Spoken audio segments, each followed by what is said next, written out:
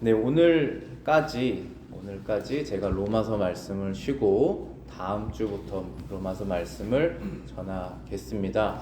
오늘 말씀은 베드로전서 4장 1절부터 11절 말씀인데요. 제가 지난주 금요일에 총회에서 전했던 말씀입니다.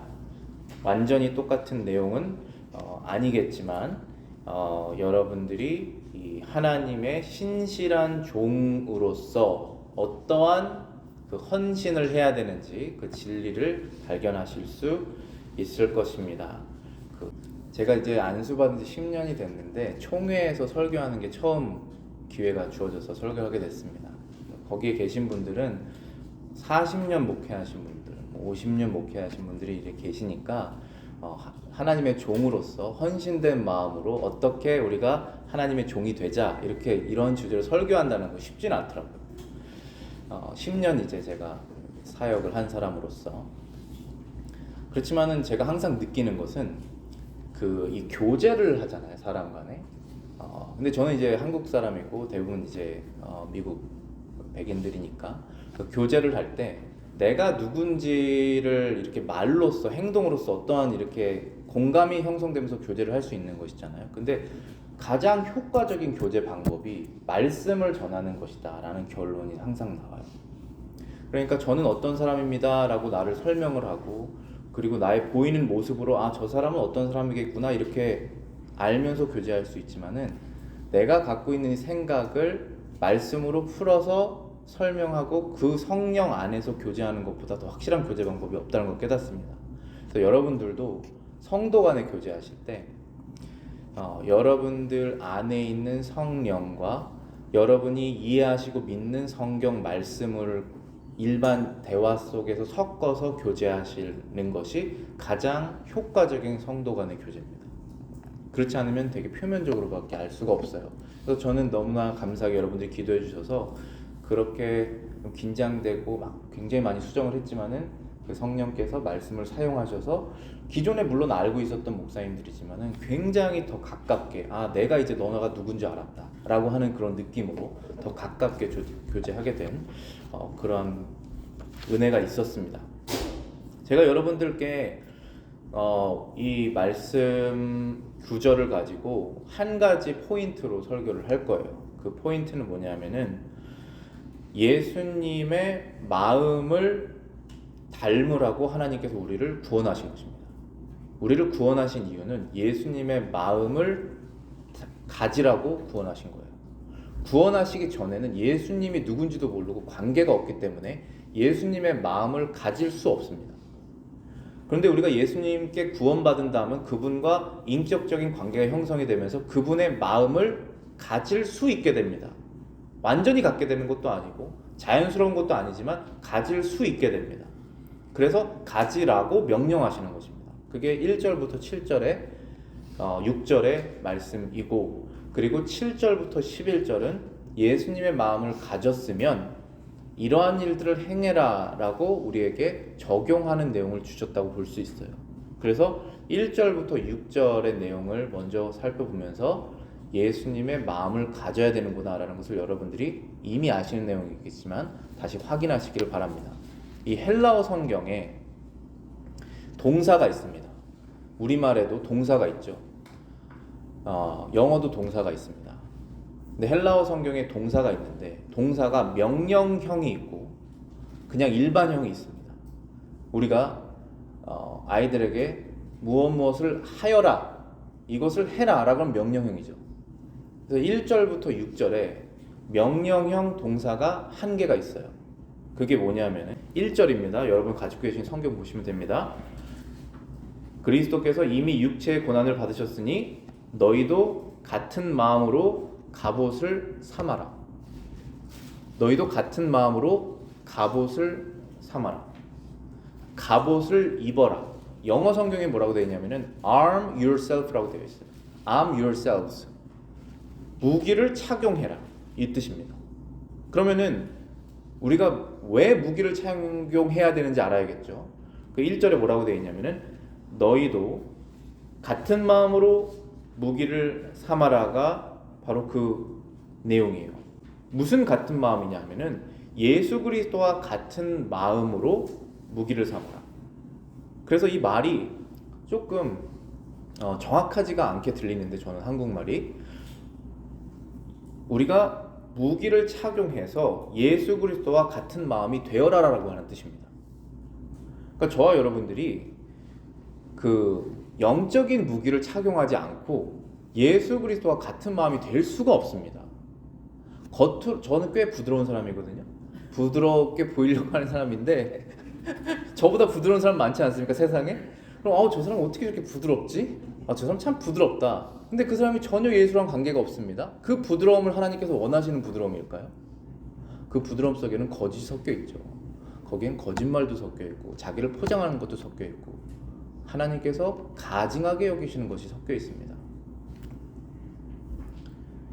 우리가 영적인 무기를 착용하지 않고는 예수 그리스도의 마음을 가질 수가 없습니다. 그건 불가능한 거예요. 자연스러운 것이 아닙니다. 영적인 무기를 착용한다는 것은 영적인 전쟁에 참여한다고 생각하시면 됩니다. 그래서 이 영적인 전쟁을 표현할 때 베드로전서 4장에 4장 1절에 베드로가 뭐랑 뭐를 연결을 했냐면은 고난받는 것을 연결을 했어요. 고난을 받을 것이니 영적인 무기를 착용해라, 이겁니다. 그러면 예수님의 마음을 가질 수 있을 것이다. 그럼 고난받는 것, 이 고난받는 것의 이유가 뭐냐? 영적인 무기 착용하는 것과 예수님의 마음을 갖는 것과 고난받은 것을 어떻게 연결을 해야 되느냐 하면 그 답이 있습니다. 고난받는 자가 죄를 그침이니라. 죄가 힘이, 능력이 있는데 고난을, 영적인 무기를 가진 상태에서 고난을 지나가면 죄가 능력이 꺾인다는 것입니다. 영적인 무기를 착용하지 않고 고난을 지나가면 화가 올라오겠죠. 전혀 예수랑 관계없는 마음이 될 것입니다.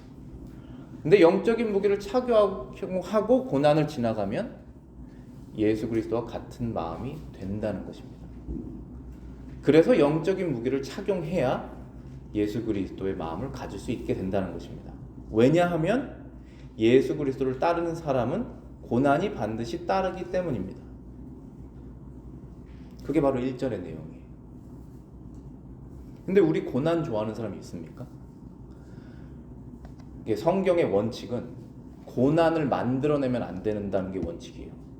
즉, 여러분들이 가지고 계시는 죄성, 그냥 기본적으로 사람을 기분 나쁘게 하는 죄성, 시기를 해서 만들어내는 문제들, 욕심을 꺾을 수 없어서 계속 다른 사람을 불편하게 하는 것들, 하나님께서 싫어하시는 것을 멈출 수 없는 이 죄성들을 통해서 여러분에게 고난이 올 것입니다. 그것을 말하고 있는 것이 아니에요. 고난을 그럼 만들어내시는 것이잖아요, 여러분들이. 그것이 아니라 하나님의 뜻을 잘 따르는데 따르는 고난을 말하는 것입니다. 우리는 고난을 만들어내면 안 되고 하나님의 뜻을 잘 따르는데 고난이 왔을 때 그것을 영적인 무기를 가지고 지나가라, 이겨내라. 그러면 너의 죄가 줄어들 것이다 라고 말씀하시는 것이죠. 미국 그 교회나 목사님들 앞에서 설교를 할 때는 한국에 대한 얘기를 많이 해요. 왜냐하면 조금 다른 편에 있는 그런 그 뷰포인트로 똑같은 진리를 바라보면 그렇구나, 이해가 되는 게 있잖아요. 결국은 똑같은 진리인데 경험해보지 못한 문화의 눈을 통해서 보면 결국은 죄는 다 똑같구나, 결국은 복음은 하나구나, 이렇게 가는 게 있으니까 제가 한국 문화를 소개를 가끔 합니다. 근데 길일이라고 하는 게 있잖아요. 길일 들어보셨어요, 여러분들? 길일, 이날은 길일이다. 이게 무슨 개념이냐면은 우리가 한국 문화에서 무당들 찾아가서 길이를 찾잖아요. 그래서 길이를 찾아서 그날 결혼을 하면 평생 잘 살더라, 그날 이사를 하면 사고 안 나더라. 우리가 왜 길이를 찾는 그런 무당 문화가, 우상 문화가 생겼을까요? 한국에서 고난을 피하려고 하는 것입니다. 삶의 문제가 발생하는 것을 피하려고 하는 것이죠. 그런데 그런 문화가 서양에는 없느냐? 똑같이 있죠. fortune teller라고 하지 않습니까? 무당들을. fortune teller들이 앞으로 이렇게 하면 잘 될 것이다라는 것을 알려주지 않습니까? 그 해 아래 새로운 것이 없습니다. 서양 사람은 서양 사람대로, 동양 사람은 동양 사람대로 자신의 죄성을 그냥 발현할 뿐인 것이죠. 그래서 사람이 만들어낸 종교는 늘 이 고난을 피하려고 하는 종교입니다. 100%예요. 고난을 어떻게 하면 덜 받을까? 어떻게 하면 내 인생에 문제가 덜 생길까를 고민하다가 만들어낸 게 거짓 종교입니다. 그게 사람이 만들어낸 종교예요. 그런데 이 세상에 진짜 종교는 딱 하나지 않습니까? 왜냐하면 진짜 하나님은 한 분이시니까. 그분이 만들어내신 게 종교인데, 그리고 종교라고 하는 것이 이제 영적인 것을 통합하는 거니까. 하나님께서 만들어내신 참 종교는 고난을 우리가 당할 때 고난을 억지로 피하려고 하지 말고 고난의 유익을 알고 영적인 무기를 가지고 고난을 참여해라 라고 하는 게 하나님의 종교입니다. 완전히 다른 것이잖아요, 이게. 그래서 이 말을 듣고 그건 내가 원하는 것이 아닌데 하고 사람이 원하는 종교를 찾든지, 맞아, 저 말이 저게 진짜지 하고 남든지, 그겁니다.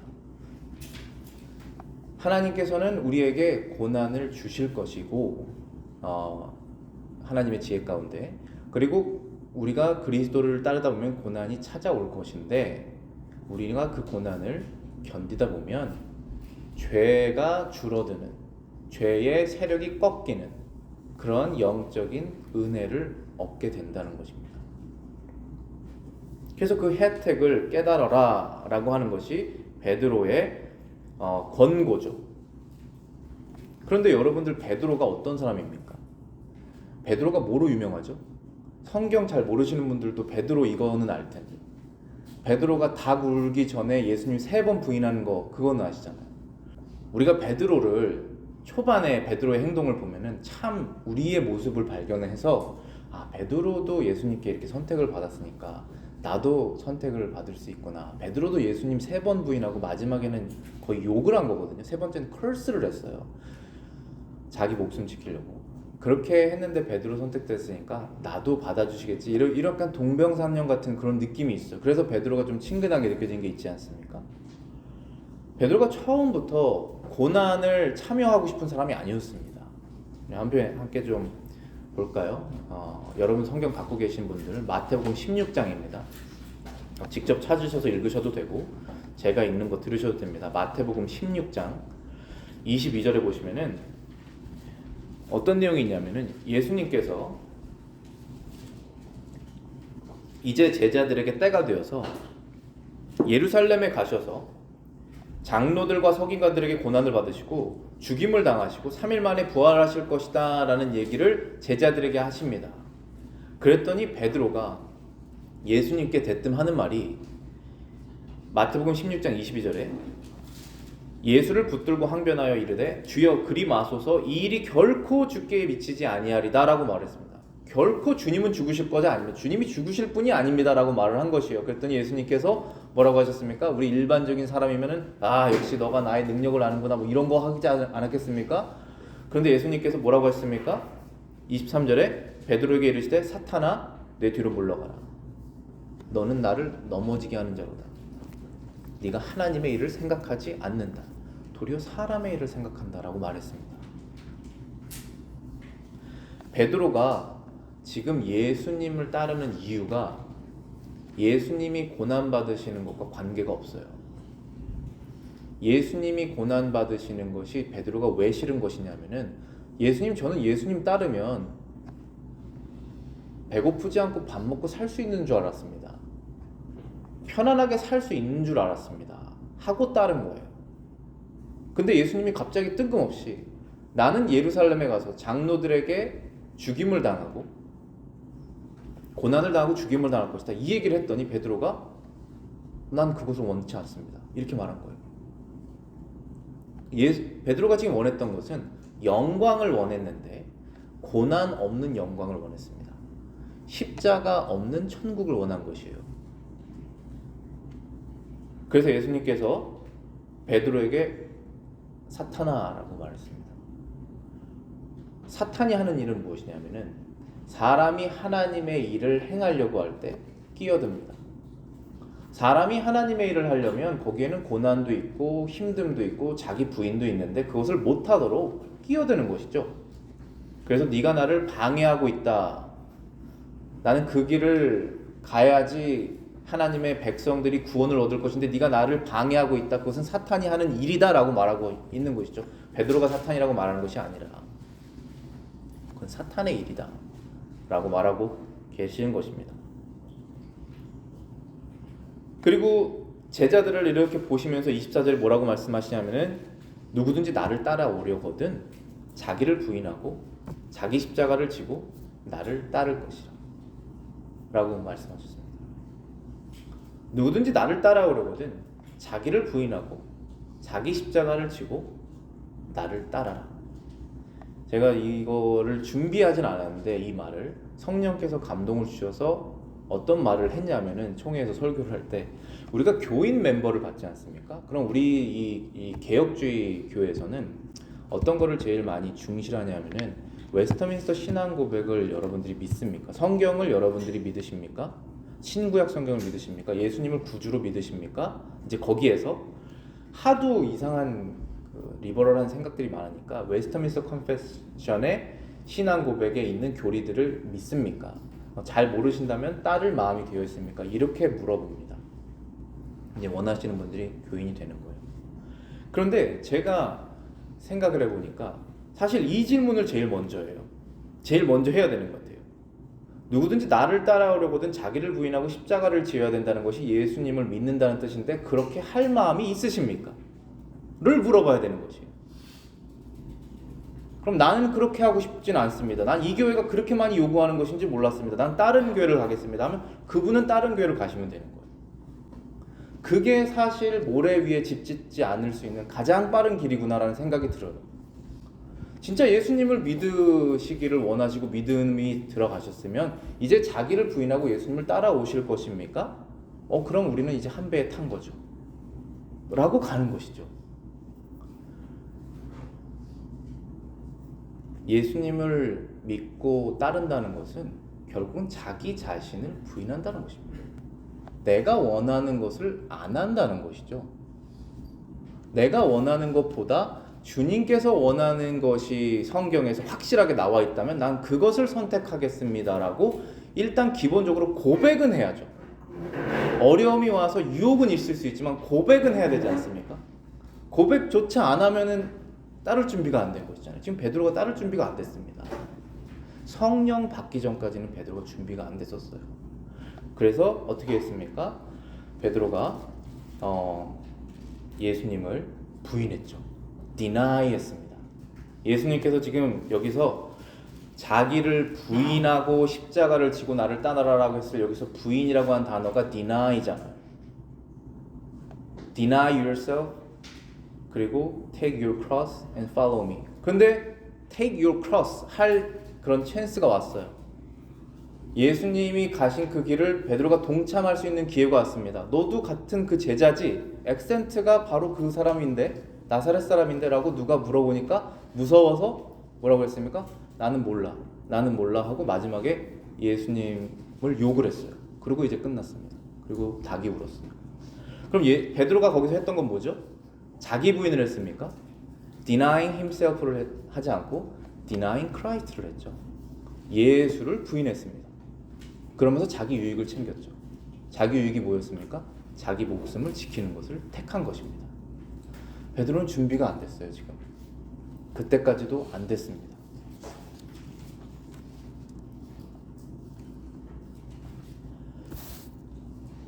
예수님께서 거기서 만약에 베드로를 버리셨으면 베드로도 유다처럼 되는 거예요.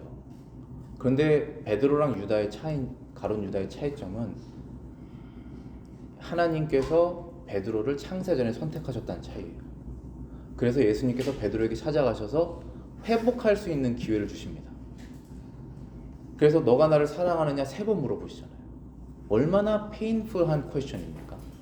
얼마나 그게 가슴을 찌르는 질문이겠어요. 3번 부인했잖아요, 베드로가. 근데 3번 물어보십니다. 네가 정말 나를 사랑하느냐? 그렇게 물어보시고 난 다음에 베드로가 이제 마음이 너무 어렵고 그러니까 뭐라고 그랬습니까? 그 자신만만했던 베드로잖아요. 아무도 다 예수님을 부인해도 나는 끝까지 따르겠다 이렇게 막 자신만만했던 사람인데 마지막에 예수님께서 세 번째 너가 나를 사랑하느냐 그랬더니 주님께서 제 마음을 아십니다. 이렇게 말을 해요. 그러니까 결국은 내 마음속에 있는 이 사랑은 주님께서 나에게 주셨기 때문에 존재하는 것이지 주님께서 이 사랑을 만약에 나에게 마음을 차갑게 대하셔서 네가 어떻게 나를 부인할 수 있어? 해서 그 사랑을 뺏어가시면 나는 그 사랑이 없을 것입니다. 이렇게 고백한 거잖아요. 그러니까 우리가 하나님을 사랑하는 것은 물론 그것은 요구고 명령이지만 하나님께서 우리에게 주셨기 때문에 존재한다는 사실을 알기 때문에 하나님 제가 하나님을 사랑할 수 있도록 도와주세요라고 말을 하는 것이잖아요. 그걸 베드로가 거기서 좀 깨달은 것이죠. 그래서 이제 거기서 회복이 됐습니다. 그랬더니 예수님께서 나의 양을 먹여라. 너는 이제 내 제자가 됐다. 이렇게 말하는 것이잖아요. 예수님의 제자가 되지 않고서는 어떻게 예수님의 양을 먹이겠습니까? 자기도 제자가 아닌데. 그래서 거기서 이제 회복이 된 거고 그런 다음에 베드로에게 무슨 예언을 하시냐면은 요한복음 24장이에요. 요한복음 24장 18절부터 20절에 이런 말씀이 있습니다. 내가 진실로 진실로 내게 이르노니 내가 젊어서 스스로 띠띠고 원하는 곳으로 다녔거니와 늙어서는 내 팔을 벌리리니 남이 내게 띠띠우고 원하지 아니하는 곳으로 데려가니라. 이 말씀을 하심은 베드로가 어떠한 죽음으로 하나님께 영광 돌릴 것을 가리키심이로라. 이 말씀을 하시고 베드로에게 이르시되 나를 따르라 하시니 이게 무슨 예언이냐면은 이제 베드로가 예수님의 제자가 진실로 됐습니다. 이제 베드로는 예수님의 양을 먹여야 돼요. 근데 베드로에게 하시는 말씀이 네가 젊어서는 너 마음대로 살았지만 나이가 들면 내가 팔을 벌리리니 네가 원하지 않는 곳으로 네가 갈 것이다. 그리고 19절에 해석이 있죠. 이 말씀을 하시면 베드로가 어떤 죽음으로 하나님께 영광 돌릴 것을 가리킴이로라. 베드로가 성경에 나와 있지 않지만 많은 역사적인 문헌에 보면 십자가에 달려서 죽었는데 예수님과 똑같은 모습으로 죽는 것이 자기한테 가당치가 않다고 해서 거꾸로 달아달라고 그렇게 했다고 그러잖아요. 그래서 그런 그림이 있지 않습니까? 거꾸로 달아달라고 자기가 자발적으로 얘기한 베드로가 된 거예요. 근데 그렇게 될 것이라고 예수님께서 예언하신 것입니다. 그런데 베드로가 이 말을 듣고 또 무슨 말을 했냐면은 아직까지도 완벽하게 그럴 준비가 안 됐어요. 이 베드로가 여기 상황에서 보면. 왜냐하면은 뭐라고 말했냐면은 20절에 보면은 베드로가 돌이켜 예수께서 사랑하시는 그 제자가 따르는 것을 보더니 여기서 말하는 그 제자는 요한이에요. 요한복음에는 요한이라는 단어가 안 나와요. 요한복음에는 요한이 썼지만 요한이라는 이름을 쓰지 않습니다. 예수님께서 사랑하시는 자 이런 식으로 표현을 했어요. 그래서 요한이 이렇게 쓴 것입니다. 그것을 기억하고 베드로가 돌이켜 예수께서 사랑하시는 그 제자가 따르는 것을 보더니 그 만찬석에서 예수의 품에 의지하여 주님을 파는 자가 누구이니까 묻던 자더라. 그게 바로 요한이잖아요. 그때 21절에 베드로가 예수님께 이렇게 물어봅니다. 요한을 쳐다보면서 예수께 여짜오되 주님 이 사람은 어떻게 되겠사옵니까? 예수님께 사랑을 받은 그 요한은 나처럼 그렇게 고난받고 죽게 되는 것입니까? 왜 물어봅니까? 그게 베드로랑 무슨 상관이에요? 죽고 싶지가 않은 것입니다. 요한은 왠지 안 죽을 것 같은 거예요. 저는 그렇게 생각해요. 베드로가 물어본 이유가 마지막 순간까지도 베드로는 살 길을 찾고 있습니다.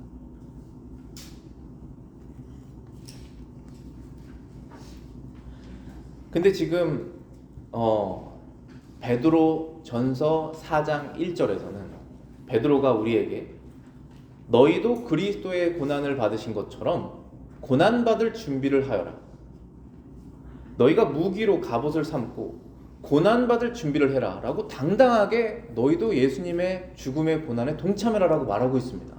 베드로가 전혀 다른 사람이 됐어요. 지금 어떻게 전혀 다른 사람이 됐습니까? 저희 지금 여러분의 영적인 상태는 변하기 전에 베드로입니까? 아니면 변한 다음에 베드로입니까? 베드로가 지금 전혀 다른 사람이 됐습니다. 어떻게 다른 사람이 됐습니까? 어떻게 됐냐면은 성령을 받았어요. 베드로가 성령을 받고 이제 복음을 전하기 시작했습니다. 예수님을 전하기 시작했어요. 그런데 그것도 두려움이 없이 전했습니다. 죽는 것을 두렵지 않게 됐어요. 왜냐하면 죽어도 다시 살아난다는 것을 눈으로 봤기 때문에. 그래서 두려움이 없어진 것이에요. 사람이 제일 두려운 것이 죽음 아닙니까? 아니면 죽음보다 조금 더 경멸하는 것이 싫은 것이 자기 멸시당하는 것, 사람들이 나 다 욕하는 것, 나 빼고 모든 사람이 나를 욕하는 그런 상황, 그것이 두렵지 않게 된 것입니다. 이 베드로가. 왜냐하면 성령을 받고 부활하신 예수를 만났기 때문에 바뀐 것입니다. 그래서 이제는 당당하게 너희도 고난을 받아라 라고 우리에게 용기를 주고 있는 것이에요. 베드로가 그 사이에 이렇게 변하기까지 많은 고난을 당했을 것입니다. 그리고 난 다음에 이 고난의 유익을 깨달은 것이에요. 이 고난이라는 것이 예수님을 따르는 사람들에게는 다 따라오는 것이고 이 고난에는 유익이 있구나라는 사실을 베드로가 알게 된 것입니다.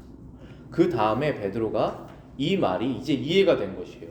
예수께서 제자들에게 이르시되 누구든지 나를 따라오려거든 자기를 부인하고 자기 십자가를 지고 나를 따라라 라고 하는 그 말이 이제는 이해가 된 것입니다. 자기를 부인하고 그리스도를 따라가는 것이 진짜 따라가는 것이고 그러다 보면 고난이 찾아오는 것이 당연한 것인데 우리가 성령의 도우심으로 고난을 지나가면 그리스도와 같은 마음으로 되는 것이구나.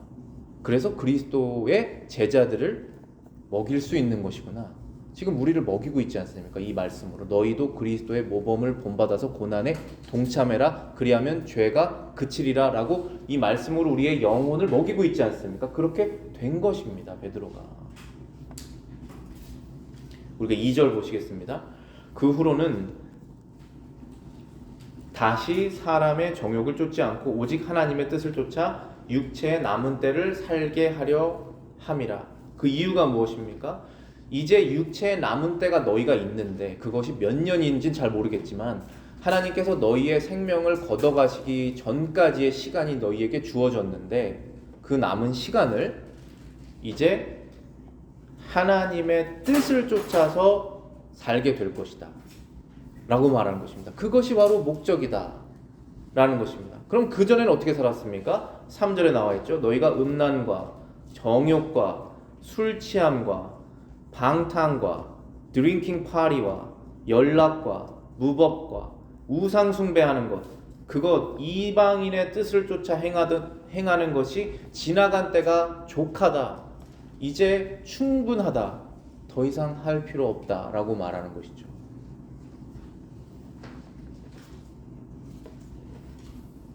(2절하고 3절에서) 말하고 있는 것이 2절은 하나님의 뜻이시고 3절은 이방인의 뜻이라는 것입니다. 우리가 이제 예수 그리스도를 주님으로 믿고 따르면 하나님의 뜻을 따라서 남은 생을 사는 것이지 이방인의 뜻으로 살았던 나의 옛 모습을 버려야 된다라고 말씀하고 계시는 것이죠. 그런데 또 하나 잊지 말아야 되는 것은 그래 나도 이제 정말 주님의 뜻을 따라서 살아봐야겠다 라고 하면 세상이 여러분들을 반겨줄까요? 반겨주지 않습니다. 그게 바로 4절에 나와 있는 내용이에요. 이러므로 저희가 너희와 함께 그런 극한 방탕에 다름질 아니하는 것을 저희가 이상히 여겨 비방한다 라고 되어 있습니다. 이게 영어 성경에 보면은 극한 방탕에 다름질한다 라고 했을 때 달려간다, 그 running 이렇게 단어가 나와 있지 않고 same flood라는 단어가 있어요. 그러니까 저는 이 베드로가 이 flood라고 하는 단어를 쓰면서 노아의 방주 때의 flood를 생각했다고 생각해요. 왜냐하면 그 전장에 노아 방주 내용이 나오거든요. 그래서 이 flood라는 것은 뭐냐면은 여러분들 파도 이기실 수 있습니까? 이길 수 없습니다. 파도. 쓰나미 이길 수 있습니까? 그것이 이 세상이 몰고 가는 힘이에요. 세상이 우리를 쓸고 밀러갑니다. 어디로 밀고 가냐면은 지옥으로 밀고 가는 것이죠. 근데 우리는 거꾸로 올라가야 돼요. 그거를. 그 얘기를 하고 있는 것이에요. 예전에는 우리랑 같이 죄악된 것들을 서스름없이 행했던 너가 이제는 바뀌어서 이방인의 뜻을, 우리의 뜻을 따르지 않고 너가 믿는 하나님의 뜻을 네가 따르는 것이구나. 굉장히 이상하다라고 생각하게 된다라는 것입니다. 그게 바로 4절의 말씀이에요. 물이 흘러가는 대로 가는 것이 쉽지 거꾸로 올라가는 것이 얼마나 고생입니까? 그 사람은 이상한 사람 아닙니까? 그렇게 생각한다는 것입니다. 그게 바로 4절에 있는 내용이에요. 여러분들 이상하다라고 세상 사람들이 생각한다는 여러분들 이상하다라고 세상 사람들이 생각하는 그런 경험들이 있으십니까? 하나님 따라가셔서 그게 있어야 된다는 얘기죠.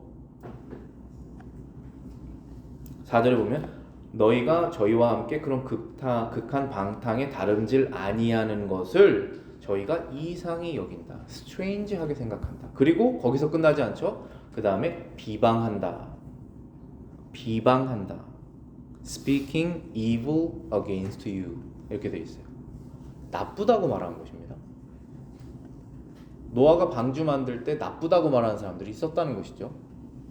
이상한 정도가 아니라 나쁘다는 거예요. 그런 일이 왜 발생할까요? 여러분들 한번 생각해 보세요. 이 롯이 정말 하나님의 은혜로 극적으로 구원을 받았습니다. 어디서부터 구원을 받았습니까? 소돔과 고모라라고 하는 데서 구원을 받았습니다. 이 롯이. 근데 롯이 거의 죽음을 당할 뻔했어요. 거의 겁탈을 당하고 죽임 당할 뻔했습니다. 이 롯이. 왜 그러냐 하면은 동성애가 죄다라고 말했기 때문에. 근데 말했을 때 우리가 그게 얼마나 가증한 죄입니까? 그래서 정말 욕을 하고 싶을 마음도 있는데 롯은 그렇게 하지도 않았어요. 창세기 19장 7절에 그 내용이 나와 있는데 19장 7절에 뭐라고 말했냐면은 롯이 청하노니 내 형제들아 이런 악을 행치 말아라. My brothers라는 말을 썼어요. 우리 하나님의 성령으로 예수님의 마음으로 마음 안 돼 있을 때는 어떻게 하고 싶지 않습니까? 우리가 그런 사람들을. 근데 지금 롯은 자기 두 딸을 어퍼하면서 내 형제들아 그것은 죄악된 것이다 라고 말하고 있습니다. 이게 이해가 되십니까? 여러분?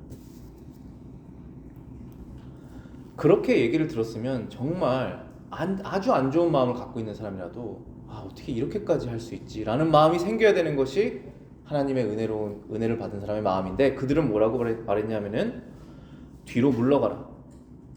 이자가 들어와서 거류하면서 우리의 법관이 되려 하는도다. 이게 중요한 게 바로 법관이라는 뜻이에요. Judge. He is trying to be a judge among us.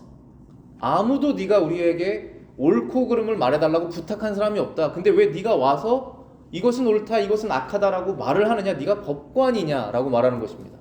그럼 우리는 이제 법관이 되면 안 됩니까? 우리는 입을 닫아야 됩니까? 그게 세상이 우리에게 말하는 것이지 않습니까? 우리는 행동으로도 무엇이 악이고 무엇이 선인지 행동으로도 증명을 하지만 말로써도 말할 수밖에 없다라는 것입니다. 말해야 된다는 것이죠. 우리 그리스도인들이 예수님을 따른다는 것은 행동으로도 선한 것을 따르는 것이지만 악한 것을 악하다라고 말하는 의무가 주어진다는 것입니다. 근데 우리가 그것을 안 하죠. 왜 안 합니까? 베드로랑 같은 마음 아닙니까? 그렇게 하게 되면 나에게 이러한 일이 발생하고 그러다 보면 나는 이러한 것을 잃기 때문에 안 하는 거잖아요.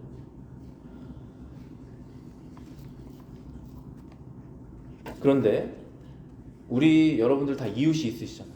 우리 이웃과 다 친하게 지내고 가능하면 모든 사람과 친하게 지내야 되는 것이 우리의 의무입니다. 그렇지만 우리가 그들에게 예수 그리스도의 복음을 말하려면 하나님의 율법을 말을 해야 돼요. 죄를 짓지 않았는데 어떻게 구원자를 원합니까? 그래서 그것이 죄라는 것을 말할 수밖에 없습니다. 구원을 말하려면. 그래서 이 복음이라는 것은 굉장히 어펜시브한 거예요. 왜냐하면 구원받아야 된다라고 말하는 순간 너는 지옥에 가야 되는 인간이다 라고 말하는 거랑 똑같기 때문에 그렇습니다. 그것은 하나님께서 원하시지 않는 죄다 라는 것을 말할 수밖에 없다는 것입니다. 그래서 뭐가 따릅니까? 고난이 따른다는 것이죠. 여러분들 예수 말하지 않고 하나님의 말씀 말하지 않고 여러분들 이웃과 문제 생기시면 그건 여러분들 잘못이죠. 욕심이 있든지 뭐가 시기가 있든지 발생하신 것이잖아요. 근데 그거 빼고 정말 최선을 다해도 예수님 이름 말하면서 복음을 말하고 죄와 심판을 말하면 어제 친구였던 내 이웃이 나를 이제 이상하게 생각합니다. 그리고 더 나아가서 speaking evil against us. 자기만 잘났어? 자기만 천국 가는 거야? 그렇게 도덕적이야? 라고 자기가 법관이야? 라는 말을 할 수밖에 없다는 것입니다. 그 상황을 피할 수가 없어요, 우리가. 그래서 베드로가 우리에게 뭐라고 했습니까? 1절에서 예수님의 마음을 가져라. 그래야지만이 그들을 너가 포용하고 용서할 수 있다. 포용이라는 것이 죄를 허용한다는 것이 아니라 그들을 용서할 수 있는, 사랑할 수 있는 마음이 생길 것이다. 그러려면 너희들이 이 그릭, 헬라어, 명령어 단어가 뭐였죠? 하나가 arm yourselves. 무기를 착용해라. 영적인 무기를 착용해라. 그래야지만이 너희가 그들을 사랑할 수 있을 것이다 라고 말하는 것입니다. 제가 여기 이거 하나만 말씀드리고 이제 마치겠습니다. 제가 그 미국 우리 목사님들에게 한국의 그 교회 역사를 아주 가끔 말씀드리는데 우리나라의 이 한반도에 서양의 선교사님들이 오셔서 고난을 당하셨어요. 그리고 목숨을 잃으신 분들도 많으십니다. 뭐를 위해서 그렇게 고난받았습니까?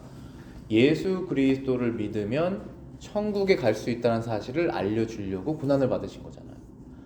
첫 번째 우리 한반도에서 그 순교당하신 분의 그 기록이 로버트 저메인 토마스라고 하는 그 웨일즈에서 온 선교사님이에요. 젊은 선교사님. 이분이 중국으로 가셔서 선교사로 생활하시다가 한국에 갈 수 있는 기회가 생겨서 배를 타고 한국으로 오는 거예요. 성경을 잔뜩 들고.